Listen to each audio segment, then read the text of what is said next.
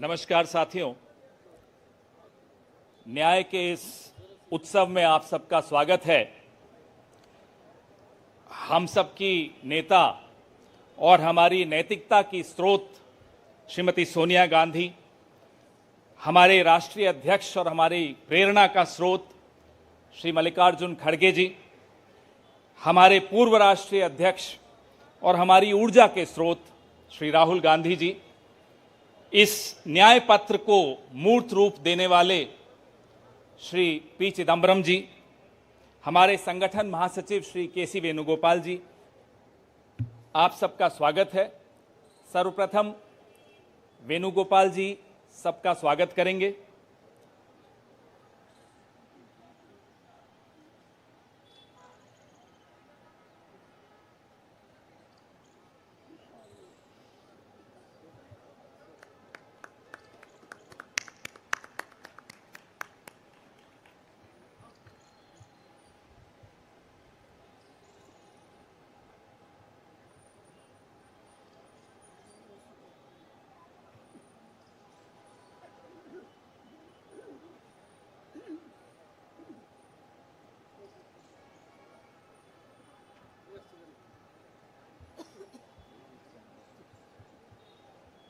धन्यवाद वेणुगोपाल जी। साथियों, हमारे नेतृत्व के लिए और हमारी पार्टी के लिए न्याय केवल एक शब्द नहीं है, न्याय संघर्ष है, न्याय तपस्या है और न्याय हक है।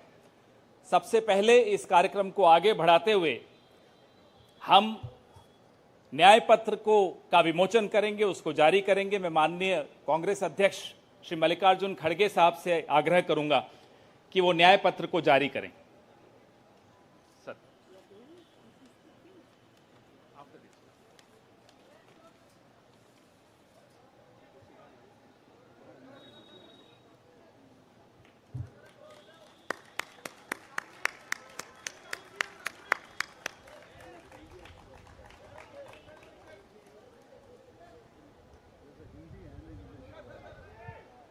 या बोथ हिंदी।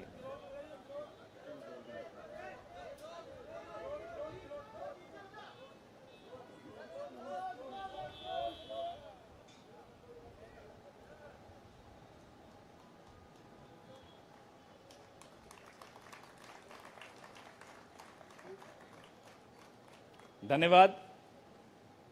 अब मैं मैनिफेस्टो कमेटी के अध्यक्ष श्री पी चिदम्बरम साहब से आग्रह करूंगा कि वो इस न्याय पत्र के विषय में कुछ इस पर प्रकाश डालें, आपसे चर्चा करें।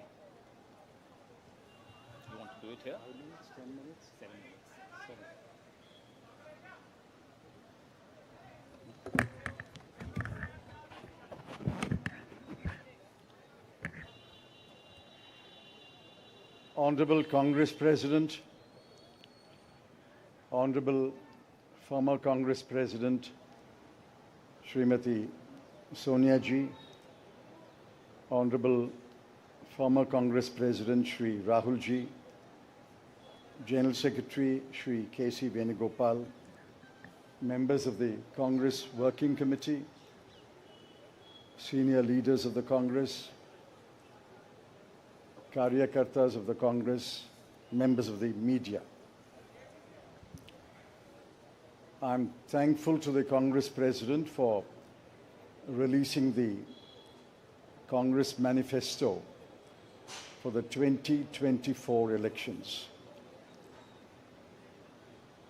Earlier, the draft Congress manifesto was thoroughly discussed in the Congress Working Committee.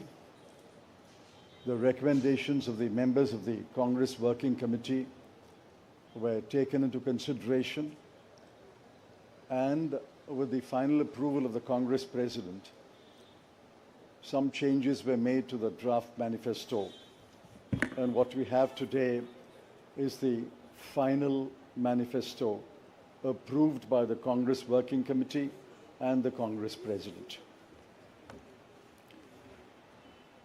The broad theme of the manifesto is justice. Every aspect of justice has been threatened, weakened,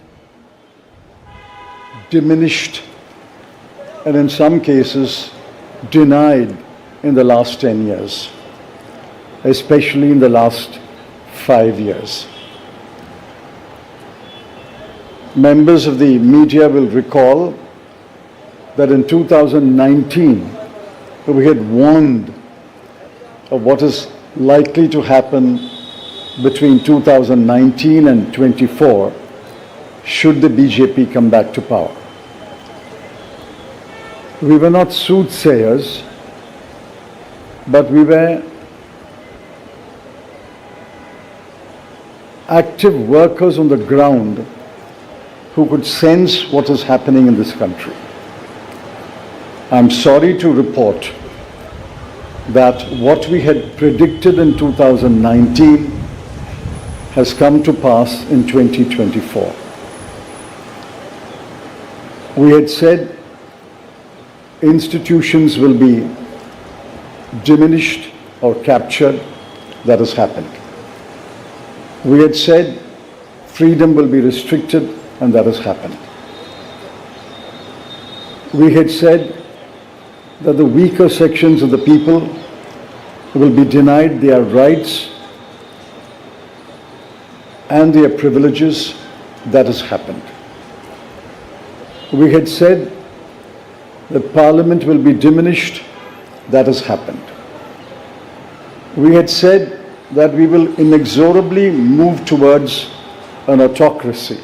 We are already described as an electoral autocracy by many, many thinkers of the world.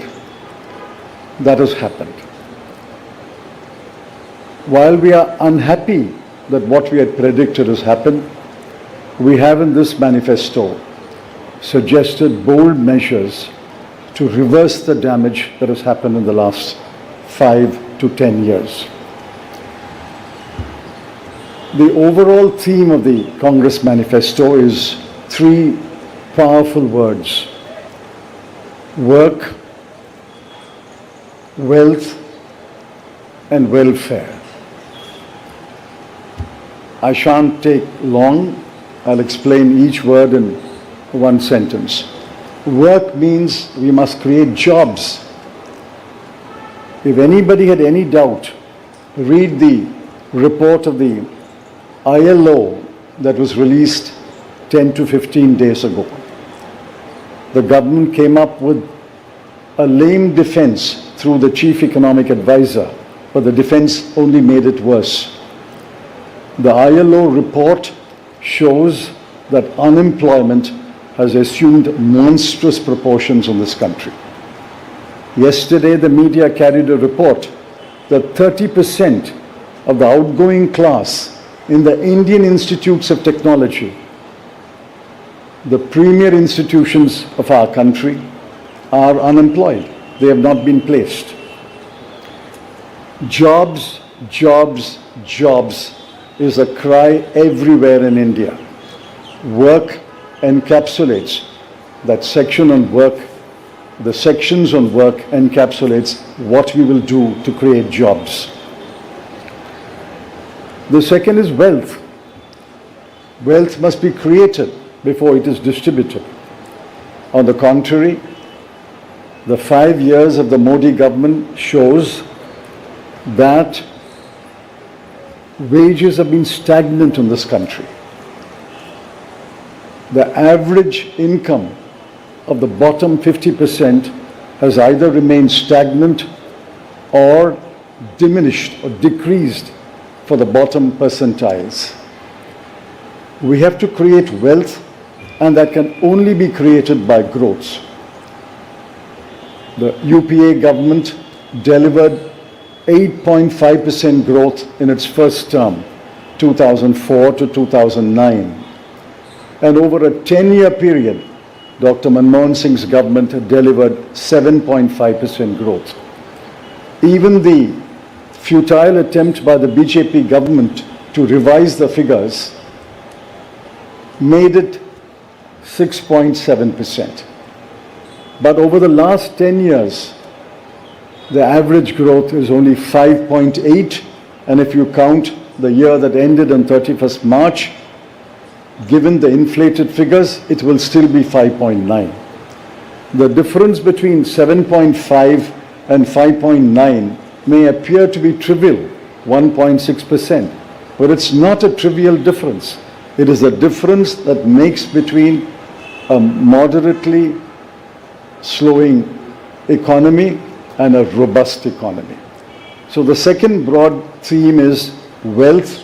We have to create wealth, which means we must have investment, capital investment, private investment, government investment, and foreign investment. Once we create jobs and once we set in motion policies that will create wealth, this country will go back to the high growth path of the UPA governments. The third section, which addresses many aspects of justice, is welfare. So work, creating wealth, which results in welfare. The welfare of whom? I have always accused the BJP government, the Modi government, is a government of the rich, by the rich, and for the rich. This government is driven only by the interests of the top 1% of this country. But we have to look at the bottom 50%. The bottom of the pyramid, the bottom 50% is as important as those who are well off. And in the bottom 50%, as we go down the ladder, the bottom 20% are extremely poor. It has been estimated that 23 crore people are still poor in this country. UPA government lifted 24 crore people out of poverty. And we promise that if the Congress or a Congress-led government comes to power in 2024, we will lift 23 crore people out of poverty in the next 10 years. That's possible, it's doable, and I conclude by saying the Congress has done it before and we can do it again. I appeal to all of you to spread the message of this manifesto to the nook and corner of this country and ask the people to vote for the hand symbol and to vote for all our allied parties throughout this country. Thank you.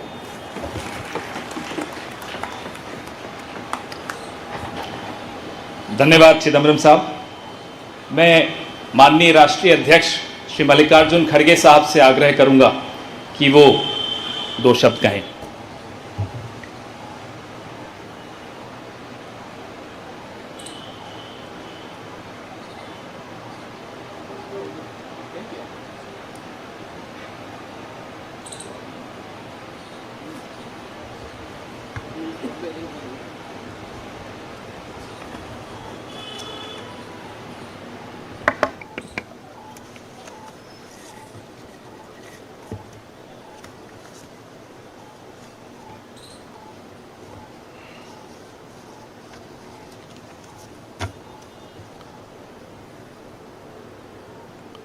आज हमारे कांग्रेस चुनाव घोषणा पत्र जारी करने के मौके पर कांग्रेस पार्टी के भूतपूर्व अध्यक्ष और हमारे चाहते नेता श्रीमती सोनिया गांधी जी और भूतपूर्व अध्यक्ष श्री राहुल गांधी जी और यहाँ पर पधारे हुए हमारे कांग्रेस पार्टी के सभी नेतागण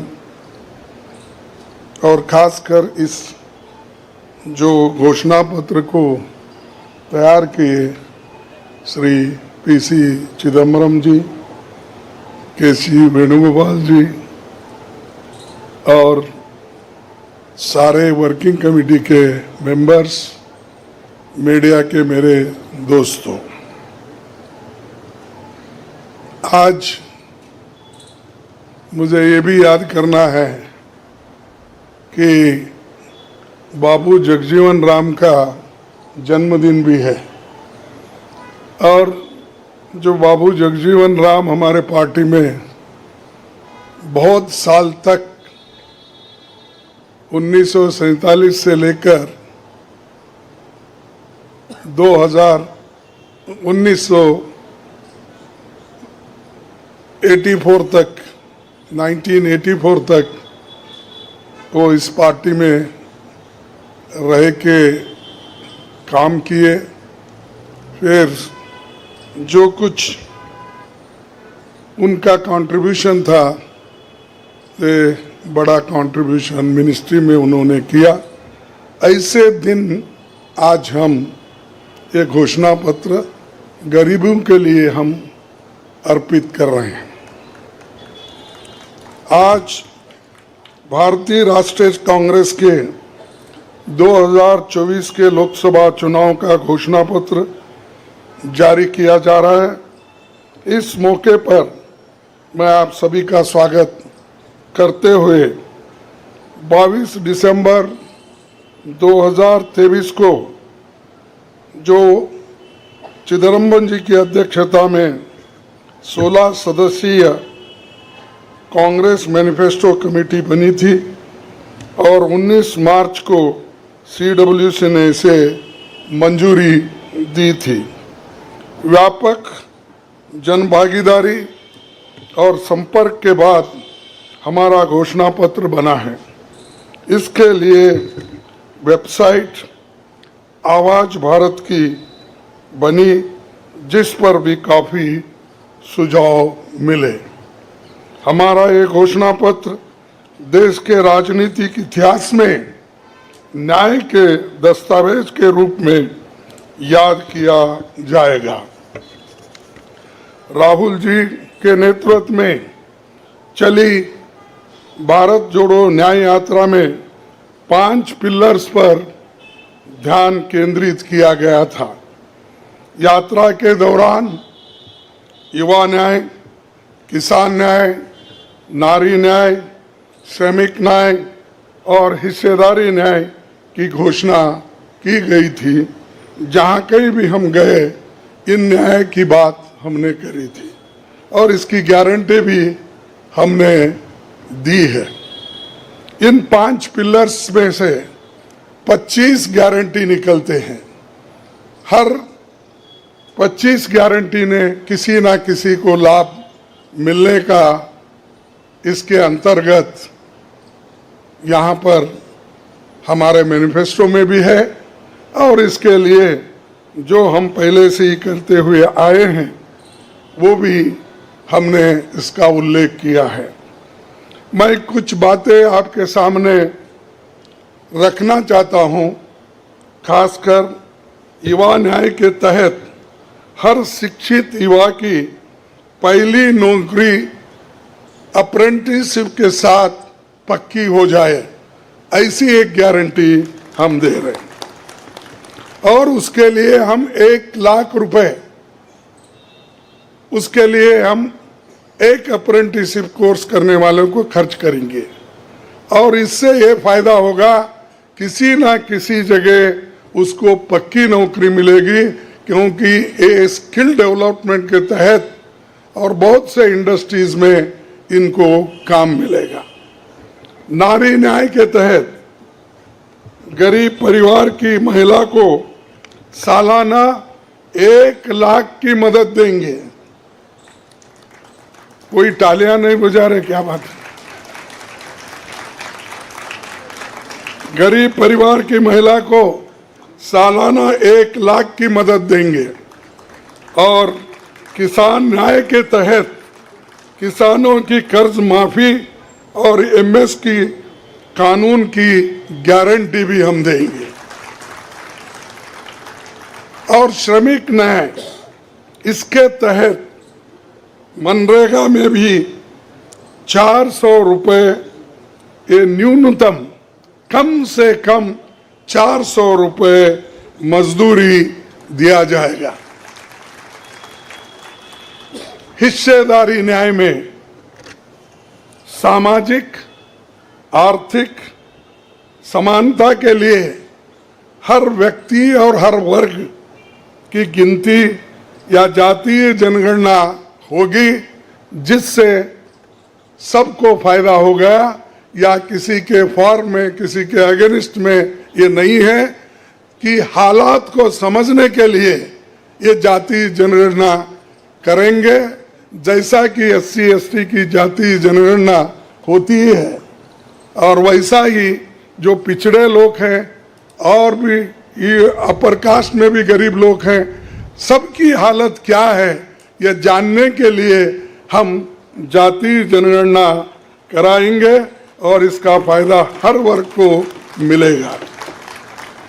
हमारे घोषणा पत्र में संवैधानिक न्याय कॉन्स्टिट्यूशनल जस्टिस खंड में लोकतंत्र बचाओ, भय से मुक्ति से लेकर मीडिया, न्यायपालिका आजादी, भ्रष्टाचार के खिलाफ मुहिम जैसे मुद्दे, कला संस्कृति जैसे विषय भी है।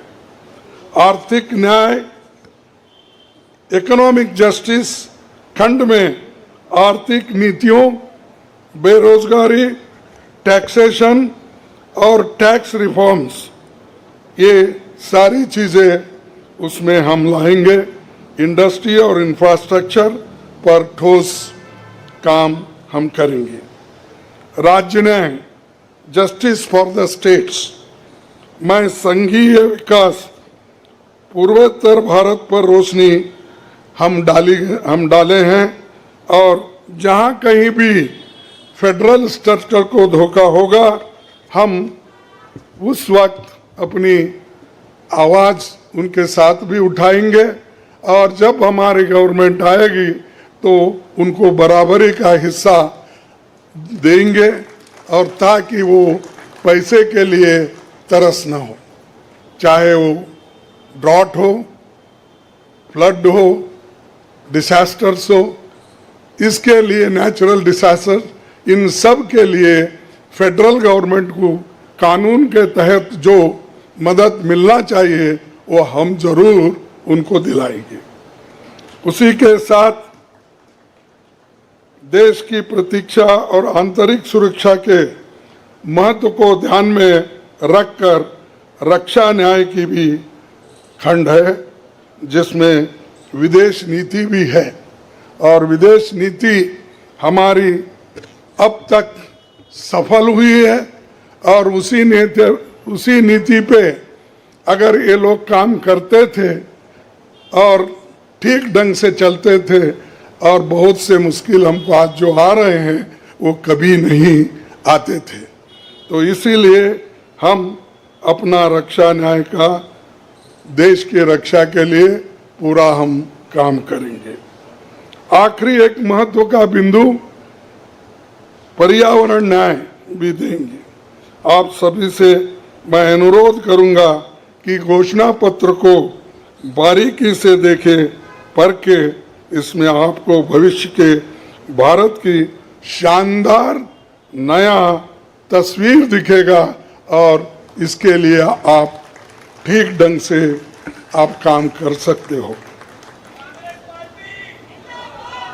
आजादी के बाद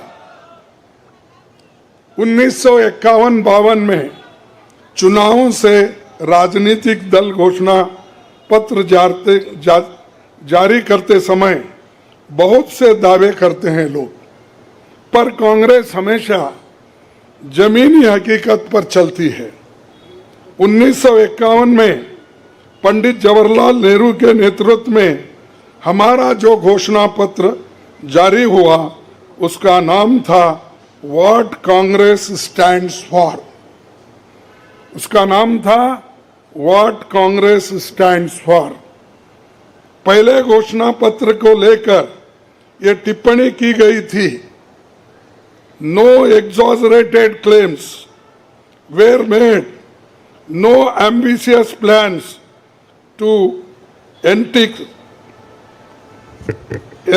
entice public or deceive the electorate had been placed before them. A realistic view of what was capable of achievement and implementation alone was presented. ये पंडित जवाहरलाल नेहरू जी के ज़माने में घोषणा पत्र दी थी जो रियलिस्टिक है, जो ग्राउंड लेवल पे हम कर सकते हैं, उसी के बारे में उन्होंने बोला था। किसी को फंसाने के लिए नहीं, झूठ बोलने के लिए नहीं, हम जो भी कहते हैं वो करके दिखाते हैं, ये उनका कहना था। और वही आज भी हम कर रहे हैं, जो कर सकते हैं वही हम इसमें घोषणा पत्र में लिखे हैं। और बहुत से हमारे विद्वानों से भी हम बात किए हैं कि इसमें क्या कर सकते क्या नहीं कर सकते, उनके सलाह के मुताबिक ही आज हमने ये सारी चीज़ें आपके सामने रखे हैं। ये हमारा 139 ईयर्स साल का शानदार इतिहास है। ये देश के सामाजिक आर्थिक विकास की गति को बहुत तेज करेगा। किसानों, मजदूरों और महिलाओं, युवाओं, गरीबों, वंचित तबकों के विकास के जो बंद दरवाजे हम खोलेंगे, क्योंकि एक मोदी सरकार में ये सारे दरवाजे गरीबों के लिए, महिलाओं के लिए, युवाओं के लिए बंद है। हम जब सत्ता में आएंगे ये दरवाजे सब हम गरीबों के लिए खोल देंगे, उनका विकास करेंगे, ये हमारी प्रतिज्ञा है। डॉक्टर मोदी जी, डॉक्टर मनमोहन सिंह के नेतृत्व वाली हमारी यूपीए सरकार की बहुत आलोचना करते हैं, लेकिन उस 10 साल में हमने MNREGA, right to education, RTI, खाद्य सुरक्षा, वनाधिकार, भूमि अधिग्रहण कानून और रेहड़ी पटरी वालों की अधिकार समेत कई कदम हमने उठाया है। और उसकी जो कर्ता धर्ता है श्रीमती सोनिया गांधी जी यहाँ पर मौजूद है। उन्होंने बारीकी से इन मनरेगा को और खास करके फूड सिक्योरिटी को बहुत लड़ा, क्योंकि मुझे मालूम है, सब चीज़ मैं यहाँ पर नहीं कह सकता कि उन्होंने इतने ये 2-3 प्रोग्राम के लिए बहुत गुस्से में रहते थे। जब तक वो इम्प्लीमेंट नहीं होता तब तक वो खामोश नहीं बैठे और कैबिनेट के लोगों को बोलते रहे थे कि ये क्या हुआ।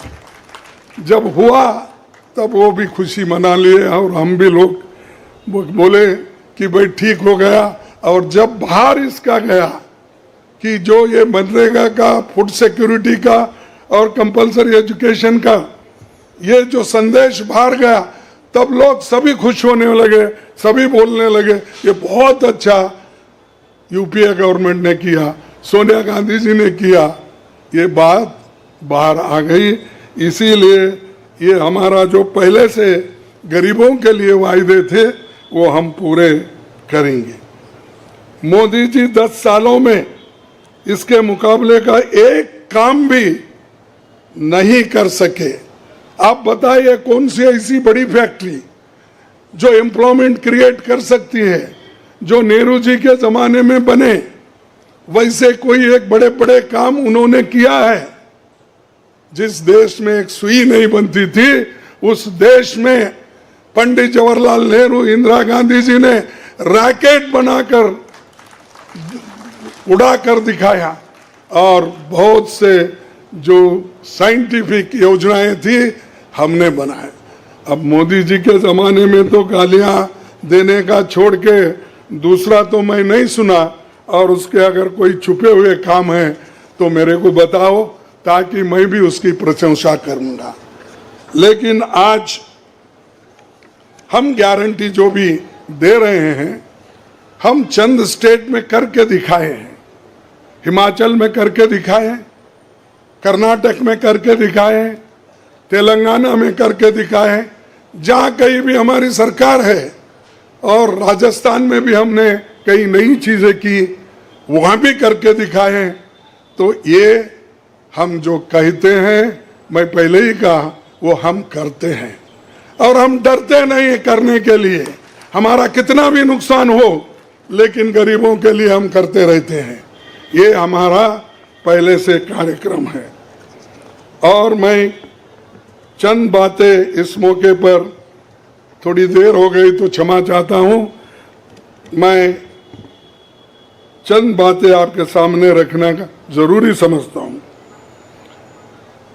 और आज क्या हो रहा है, विपक्षी नेताओं को जेल में बंद किया जा रहा है। चुनाव में सबको समान अवसर नहीं है और कई मुकदमे एक के ऊपर एक, छोटी छोटी, और हमारे पार्टी के ऊपर इतना बड़ा जुल्म किया और इतने हमारे को पेनल्टीज डाले। 3,567 करोड़ रुपए का हमारे ऊपर उन्होंने पेनल्टी डाली। क्या ये लेवल प्लेइंग ग्राउंड है? और ये हमारे ऊपर आज हो रहा, कल मीडिया के ऊपर होगा, मीडिया हाउसेस के ऊपर होगा, सबके ऊपर होगा। तो इसीलिए इस देश के डेमोक्रेसी को बचाना है, संविधान को बचाना है। इसीलिए हम सब लोग, देश के लोग, एक होना चाहिए और लड़ना चाहिए। और जो ऑटोक्रेटिक मोदी साहब है, उनको हटाना चाहिए। ये मेरा आपसे विनती है। जब तक आप ये काम नहीं करेंगे, तब तक हम सिर्फ बातों से नहीं होगा। आप लोग घर घर जाके, और हमारी गारंटी कार्ड जो है, इन गारंटी कार्डों को घर घर तक पहुंचाने का काम हमारे कार्यकर्ता करें। जब तक आप घर घर नहीं जाएंगे, वोटर से नहीं मिलेंगे, कुछ भी होने वाला नहीं है। सिर्फ स्लोगन से या मेरे भाषण से कुछ बदलाव होने वाला नहीं। बदलाव होगा तुम जनता से जब मिलेंगे, घर घर जाएंगे, महिलाओं से मिलेंगे, युवाओं से मिलेंगे, और जितने भी हमारे पेरेंट्स हैं, बड़े हैं, उनसे मिलके, किसानों से मिलके आप लोग काम करेंगे, तभी हम कुछ हासिल कर पाएंगे। तो इसीलिए मैं आपसे विनती करूंगा, ये काम हमारा आप करेंगे और इस ऑटोक्रेटिक सरकार को हटाने के लिए आप काम करते रहेंगे। अब बीजेपी का तो ऐसा है, चंदा दो धंधा लो, चंदा दो धंधा लो, कॉन्ट्रैक्ट लो, पैसे दो। तो उन्होंने काम किया और वो कहते हैं कि भ्रष्टाचार मिटाऊंगा। अरे भाई, 25 लोग हमारे बड़े बड़े नेताओं को आपने लिया और 25 नेताओं में 2 को तो एक पूरा एक्सोनरेट किया और 23 लोगों को फिर उनको भी एक्सोनरेट किया। अरे शाह साहब के वॉशिंग मशीन में इतने लोग जो भी जा रहे हैं, क्लीन होके आ रहे हैं, और भ्रष्ट लोग तुम्हारे साथ है, बदनाम हमको कर रहे हैं। मेरे पास तो नहीं है ना, मेरे पास जब तक थे तो आपने बोला वो भ्रष्ट है, फिर आप वो क्लीन कैसा हो गए, प्रामाणिक कैसा हो गए, ठीक कैसा हो गए? तो ये खुद ही इधर डराते हैं, उधर सब चोरों को लेते हैं। तो ये मेरा कहना है। इसीलिए आप इस बात को सोचिए, और हम सालों से गरीबों की सेवा करते हुए आए हैं, आगे भी हम करते रहेंगे। और जितने भी उन्होंने काम किया, मैं यहाँ गिनता नहीं, क्योंकि रेलवे में क्या किया, इन्फ्लेशन का क्या किया, अनएम्प्लॉयमेंट का क्या किया, ये सारे अगर बोलते कहूँ तो आप भी थक जाएंगे। तो इसीलिए मैं ज़्यादा नहीं बोलता, आप सबको मालूम है, और हमारे पूरे इलेक्शन मैनिफेस्टो में वो चीज़ वहाँ पर है। इसीलिए आप तमाम को मैं धन्यवाद अर्पित करता हूँ कि आप ऐसे वक्त जो हमको साथ दे रहे हैं, जिस वक्त लोग डर डर के चंद लोग भाग जा रहे हैं। वो डरने वाले कौन है? जो आदमी कुछ चोरी करता है वही डरता है। जो आदमी ठीक है, अपने उसूलों पे खड़ा है, उसको कोई नहीं डराता। अगर डराएगा तो भी वो उसूलों पे ठहरे हुए लोग डरेंगे नहीं।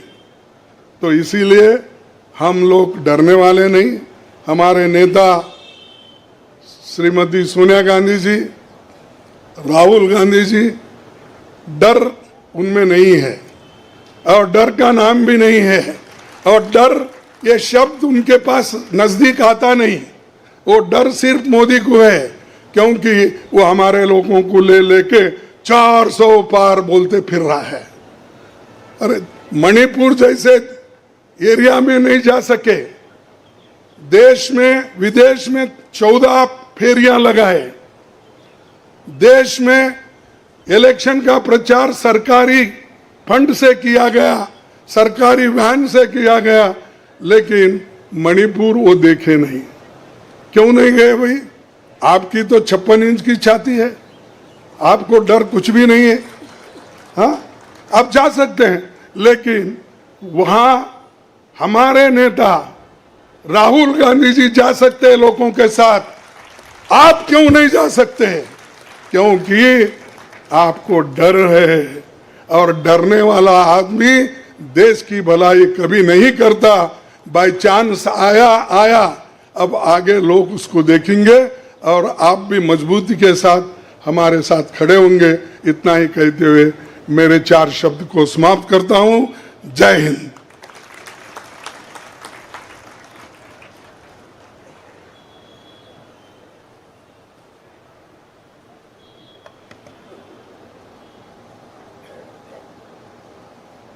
धन्यवाद खड़गे साहब। मीडिया के मित्रों, आपके मोबाइल पर सॉफ्ट कॉपी हिंदी और अंग्रेजी की हमारे न्याय पत्र की पहुंच चुकी है। कार्यक्रम के पश्चात उसकी फिजिकल कॉपी भी आपको दे दी जाएगी। कार्यक्रम को आगे बढ़ाते हुए अब 10 मिनट आपके सवाल जवाब होंगे और इसमें अनुशासन रखिएगा। सबसे पहले एजेंसीज को मौका दिया जाएगा, तो एएनआई सबसे पहले अपना सवाल पूछे।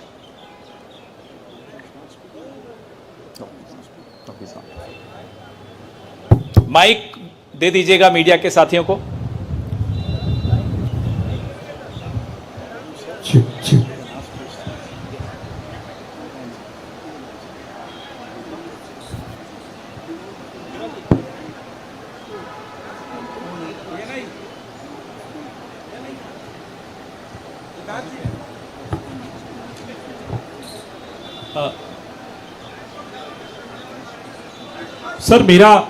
सर मैं सिद्धार्थ हूँ एएनआई से।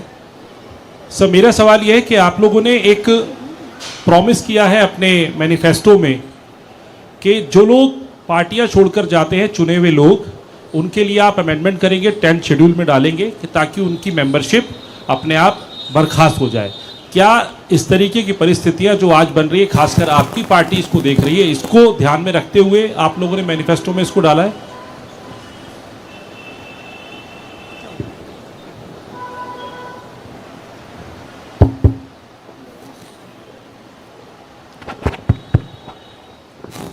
You are asking about the anti-defection law, which is now in the 10th schedule. Over the years, political parties, especially defectors, have exposed the limitations of the 10th schedule. So the 10th schedule has to be amended. Check. What is he saying? The 10th schedule is to be amended.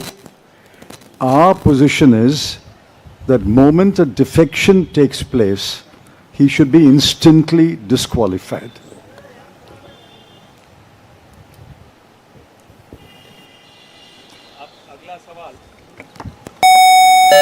अगला सवाल PTI.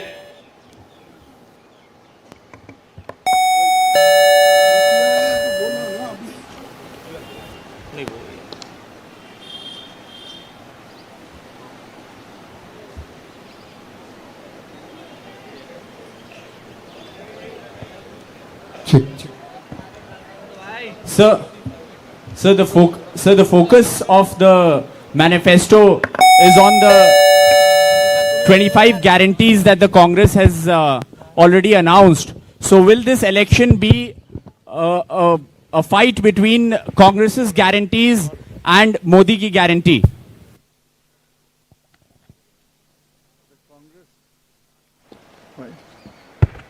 The Congress guarantees are concrete guarantees. We have spelt out in English and Hindi and in due course in different languages what each guarantee means, what each guarantee will deliver to the people. Mr. Modi's guarantees are only in order to ensure that he is guaranteed a third term job. Where is the guarantee? What happened to the guarantee of 2 crore jobs? What happened to the guarantee of 15 lakhs in the account of every Indian? What happened to the guarantee of doubling farmers' income? What happened to the guarantee of raising India's GDP to 5 trillion? I can offhand narrate at least 50 such promises of Mr. Modi. Mr. Modi's promises are empty promises. Our 25 guarantees are concrete guarantees.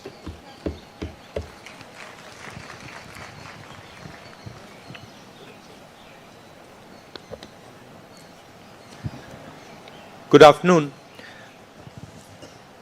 I agree with what Mr. Chidambaram ji said. But this election is about those who are trying to destroy the constitution and destroy democracy in this country versus those who are trying to protect the constitution and protect democracy in this country. We do believe that it is very important, once this fight is won, that we look after the interests of the vast majority of our people, that India is not run for 2 or 3 large conglomerates, large businesses, that it is run for the vast majority of people, that we are not a nation of monopolies, we are a nation where there is fair competition among businesses. So I think it's important to understand that this election is a fundamentally different election. I don't think democracy has been as much at risk, the constitution has been as much at risk as it is today. In Hindi, sir. ये जो चिदम्बरम जी ने कहा उससे मैं सहमत हूं, मगर ये जो चुनाव है ये लोकतंत्र को और संविधान को बचाने का चुनाव है. एक तरफ एनडीए नरेंद्र मोदी जी जो कॉन्स्टिट्यूशन पर आक्रमण कर रहे हैं, लोकतंत्र पर आक्रमण कर रहे हैं, इंस्टीट्यूशंस को कैप्चर कर रहे हैं, और दूसरी तरफ इंडिया अलायंस जो कॉन्स्टिट्यूशन की रक्षा करता है, लोकतंत्र की रक्षा करता है. तो ये चुनाव इन दोनों फोर्सेस के बीच में है. धन्यवाद. मौसमी सिंह, आज तक.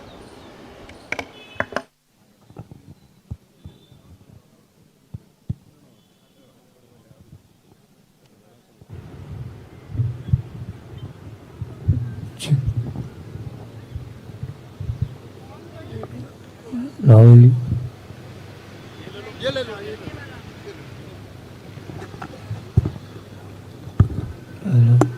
हेलो. मेरा सवाल मैडम सोनिया गांधी से है. मैम, अगर आपसे सवाल, राहुल जी, आपने ओपीएस को लेके लगातार जो है झंडा बुलंद किया है. तमाम सरकारें आपकी, उन्होंने ओपीएस का वादा किया था. चिदम्बरम साहब, you had promised OPS and in Himachal and Rajasthan you implemented OPS, but in the manifesto the OPS scheme is missing. So is there a reflects, is there a introspection that it's not viable economically? Is it that? It's not missing as such. It's very much on our minds. But please remember the developments that have taken place in the last 4 months. The government has appointed a committee headed by the Finance Secretary to review the NPS and the demand for OPS and to find a way in which the objectives of OPS can be financed by a funded pension scheme. Which means the government has come around to the point of view that while the OPS delivered benefits to the pensioners, the NPS made it sustainable. Now a committee has been appointed under the Finance Secretary, and unless we receive the report of that committee and review it, it would be premature to take a stand on the OPS-NPS controversy.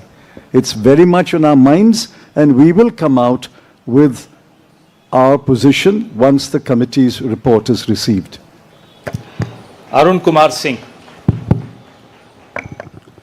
मेरा सवाल राहुल जी आपसे है। Rahul ji, hello. Rahul ji, सीधे सीधे इधर, front. सवाल आपसे यह है कि 2014 में जैसे ही मोदी सरकार आई थी, आपने एक बयान दिया था और आपने ये कहा था कि देखते जाइए धीरे धीरे कॉन्स्टिट्यूशनल इंस्टीट्यूशंस जितने भी हैं देश पे, उस पे आरएसएस और बीजेपी का कब्जा हो जाएगा। अब आप ये कह रहे हैं कि हो चुका है और आप कह रहे हैं कि हम कानून भी लाएंगे। क्या आपको ऐसा नहीं लगता राहुल जी कि ये जब आप करेंगे तब बीजेपी आपके ऊपर ये आरोप लगाएगी कि चूंकि केसेस जो है या पूछताछ विपक्ष के नेताओं से ज्यादा हुई, इसलिए प्रतिक्रिया में लाया गया रिएक्शनरी लॉज अमेंडमेंट होंगे ये?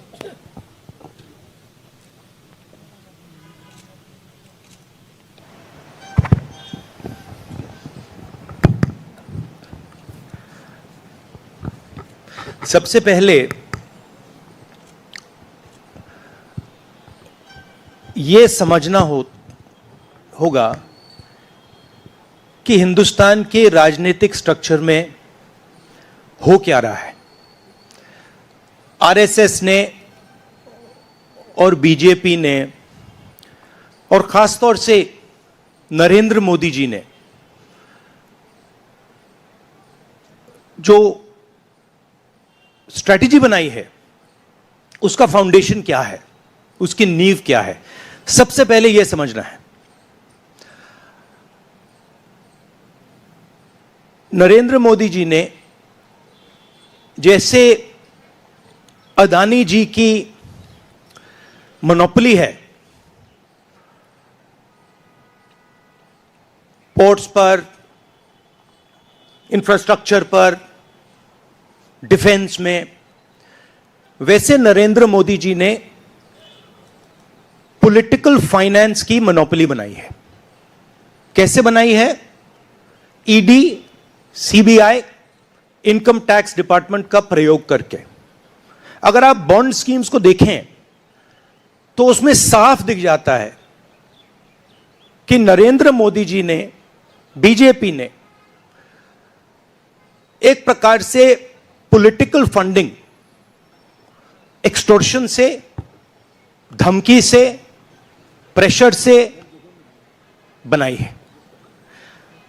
खड़गे जी ने कहा जो भी भ्रष्ट हैं वो सब बीजेपी में जा रहे हैं। उसका कारण है क्योंकि नरेंद्र मोदी जी चाहते हैं कि पॉलिटिकल फाइनेंस की मोनोपोली उनके हाथों में हो। अब हमारे बैंक अकाउंट बंद कर दिए, हमारे पास ओरिजिनल रास्ता जो था वही हमारा रास्ता है। हम जनता के साथ जाकर मिलकर उनके लिए लड़ते हैं। ये जो मैनिफेस्टो बना है, ये मैनिफेस्टो कांग्रेस पार्टी ने नहीं बनाया है। यह मैनिफेस्टो हिंदुस्तान की जनता ने बनाया है। हमने सिर्फ इसको लिखा है, ठीक है। और हमने सिर्फ इसको लिखा है, जो किसानों ने हमें बताया, खड़गे जी को बताया, मुझे बताया, बाकी नेताओं को बताया, वो हमने लिखा है। चाहे वो रोजगार की बात हो, चाहे वो कॉन्ट्रैक्ट लेबर की बात हो,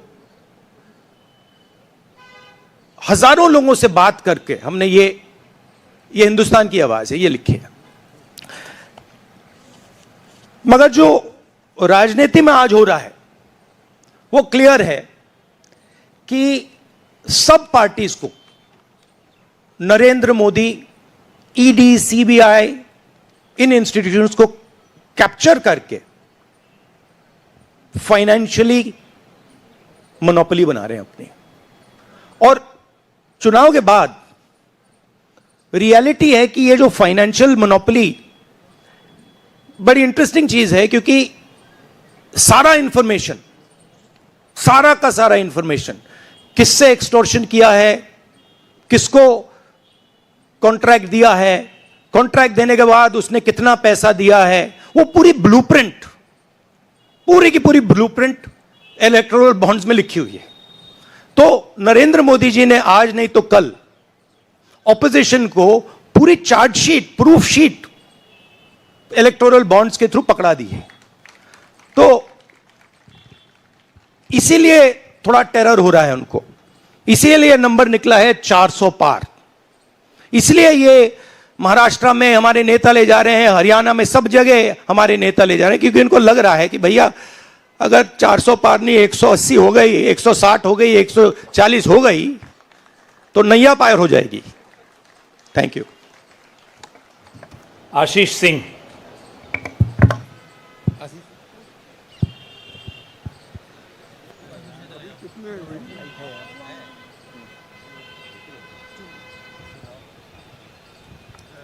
राहुल जी, लास्ट टाइम पिछले लोकसभा चुनाव में राहुल जी आपने मुझे याद है कहा था, you were convince that time कि मोदी जी जा रहे हैं, मोदी जी का वक्त खत्म हो गया है। ऐसा हुआ नहीं, होता है राजनीति में। इस दफा नरेंद्र मोदी को आप कितनी बड़ी राजनीतिक चुनौती मानते हैं सर 2024 के चुनाव में? देखिए, 2019 में ये शुरू हुआ, आज ये एक तरह पीक पे पहुंच गया है। हिंदुस्तान के सारे इंस्टीट्यूशंस उनके हाथ में हैं, पॉलिटिकल फाइनेंस की मोनोपोली उनके हाथ में है, CBI, ED, income tax, EC, ये सारे के सारे बीजेपी के हाथ में है, बीजेपी के कंट्रोल में है। तो जैसे मैंने अपने भाषण में कहा, cricket match is a rigged match. Cricket match is not a fair match. उसमें चाहे सोशल मीडिया की बात करें, आप हमारे नेताओं के, ऑपोजिशन नेताओं के सोशल मीडिया देख लीजिए, मेरा यूट्यूब देख लीजिए, मेरा फेस टाइम देख लीजिए, फेसबुक देख लीजिए, इंस्टाग्राम देख लीजिए, तो ये सारा का सारा स्ट्रक्चर कंट्रोल्ड है, रिग्ड है। इसलिए बहुत जरूरी है कि जनता इस बात को समझे कि ये नॉर्मल चुनाव नहीं है, ये लोकतंत्र को बचाने का, संविधान को बचाने का चुनाव है, और इसको लड़ना और जीतना बहुत जरूरी है। ये चुनाव 2-3%, 5% और बाकी हिंदुस्तान के बीच में चुनाव है। और जो बाकी हिंदुस्तान चाहता है वो इस मैनिफेस्टो में है, और जो 2% चाहता है, जो अदानी जी चाहते हैं, वो आप उनका मैनिफेस्टो देख लीजिए, आपको पता लग जाएगा। उसमें उनकी रिक्वेस्ट लिस्ट पूरी की पूरी आपको मिल जाएगी। Thank you. आखिरी सवाल कुमार विक्रांत सिंह।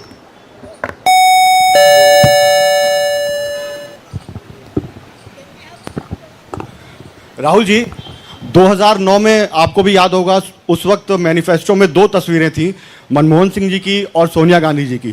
पूछा गया था पीएम कैंडिडेट कौन होगा, सोनिया जी ने अपनी तस्वीर छुपा ली थी।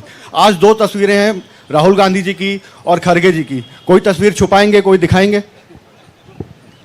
नहीं, ये आप बड़े डिस्ट्रैक्शन वाले क्वेश्चन पूछते हो। देखिए, इंडिया गठबंधन में डिसीजन लिया गया है कि हम मिलकर एक साथ आइडियोलॉजिकल चुनाव लड़ रहे हैं। चुनाव जीतने के बाद लीडर कौन होगा, प्राइम मिनिस्टर कौन होगा, वो पूरा का पूरा जो कोलिशन है वो मिलकर डिसाइड करेगा। Thank you. धन्यवाद। अब कार्यक्रम की समाप्ति से पहले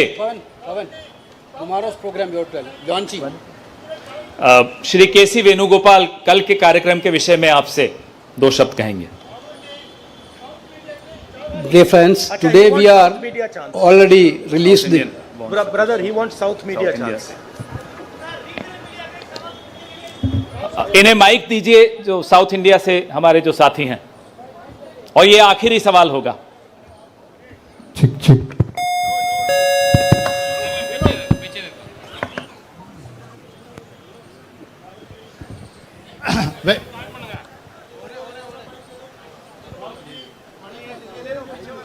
Vanakkam. South India's mic is not on, brother. But you have a very strong voice. You can speak without the mic. Sir, Vanakkam. Vanakkam. Venkatraman from Dinamala from Tamil Nadu. Advance congratulations to the Congress party, which is due to this serious campaign by the DMK party and Congress leaders. You are going to get 10 out of 10 seats from Tamil Nadu in the forthcoming parliament election. Do you think the same trend will you expect from the across the country? Well, you know, I'm not a soothsayer. Unlike many political commentators, I can't predict the future. But what I'm confident of is that this is a much closer election than is being propagated by the media. It is a close election, and we are going to fight an excellent election, and we are going to win the election. Thank you. Please do remember one thing. Please do remember that there was a similar feeling being generated by the press when Mr. Vajpayee was Prime Minister. There was the India Shining campaign. So we have a similar idea being propagated. India Shining with 2-3 new dimensions. International dimension, all sorts of new dimensions. Full support by the monopolists in the country. But do remember what happened to the India Shining campaign, and do remember who won that campaign. Thank you.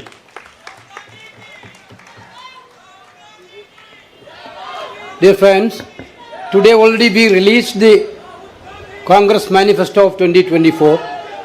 Tomorrow in 2 places we are launching the manifesto with huge rallies. One is in Jaipur. Tomorrow morning the manifesto launching will take place in Jaipur, and second rally of launching the manifesto will take place in Telangana, Hyderabad in the evening. There were 2 programs tomorrow. One is in Rajasthan, one is in Telangana for launching the manifesto. I once again thanking all of you for participating in this event. Thank you Venugopal ji. अब सेवा दल के साथियों से आग्रह है कि वो राष्ट्रगान शुरू करें। आप अनुशासन बनाए रखें। राष्ट्रगान के लिए कृपया अपने स्थान पर खड़े हो जाएं।